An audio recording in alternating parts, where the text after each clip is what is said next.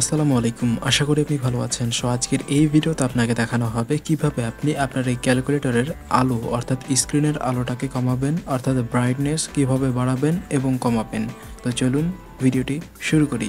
প্রথমেই আমরা আমাদের ক্যালকুলেটরটিকে অন করে নিব। ক্যালকুলেটর অন করার পর আমরা এই মোড বাটনে ৬ বার চাপ দিব। ১, ২, ৩, ৪, ৫, ৬। ৬ বার চাপ দেওয়ার পর আমরা ২ নাম্বারে দেখতে পাচ্ছি CONT লেখা আছে। সো আমরা 2 প্রেস করব। 2 প্রেস করার পর একদিকে দেখতে পাচ্ছি ডার্ক এবং অন্যদিকে দেখতে পাচ্ছি, অর্থাৎ এই পাশে আমরা দেখতে পাচ্ছি লাইট।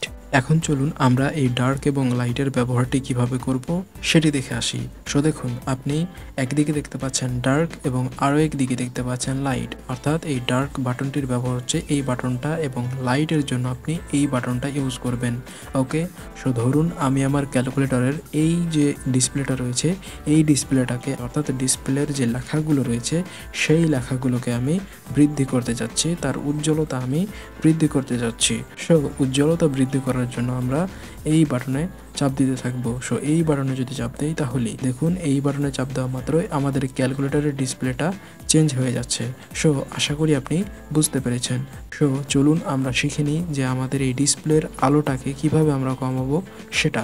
সো আপনার এই ডিসপ্লের আলো কমানোর জন্য আপনি এইখানে দেখতে পাচ্ছেন লাইট লেখা আছে। সো আপনি যদি এই বাটনটাতে প্রেস করেন তাহলে আপনার ক্যালকুলেটরের যে লাইট রয়েছে, অর্থাৎ এই লাইটটা রয়েছে, এই লাইটটা ধীরে ধীরে কমতে থাকবে। সো চলুন কিভাবে আমরা এই ক্যালকুলেটরের ডিসপ্লেটাকে আরও কমাতে পারি সেটা দেখি।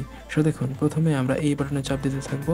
চাপ দেওয়া মাত্রই দেখুন আমাদের ক্যালকুলেটরের ডিসপ্লেটা একদম চেঞ্জ হয়ে যাচ্ছে। ওকে, সো আপনি এভাবেই আপনার ক্যালকুলেটরের ডিসপ্লেটাকে ভালোভাবে স্মুথলিভাবে অপারেট করতে পারবেন, অর্থাৎ আপনার চোখের সাথে যখন এই আলোটা একদম সামঞ্জস্যপূর্ণ হয়ে যাবে তখন আপনি বাটনে ক্লিক করে বের হয়ে যাবেন। সো আমি এসি বাটনে ক্লিক করে বের হয়ে যাচ্ছি। সো দেখুন আমাদের ডিসপ্লেটা কিন্তু একদম ফ্রেশ হয়ে গেছে।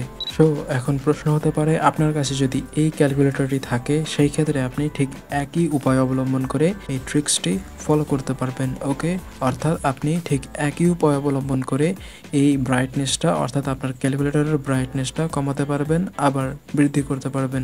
তো কিভাবে পারবেন আশা করি আপনি বুঝতে পেরেছেন। তো এই ছিল আজকের ভিডিওটি কেমন লাগলো অবশ্যই লাইক এবং কমেন্ট করে আপনার মতামত জানিয়ে দিবেন। তো পরবর্তী ভিডিওর আমন্ত্রণ জানিয়ে আজকের এই ভিডিওটি এখানেই শেষ করছি। সকলে ভালো থাকবেন, সুস্থ থাকবেন। খোদা হাফেজ।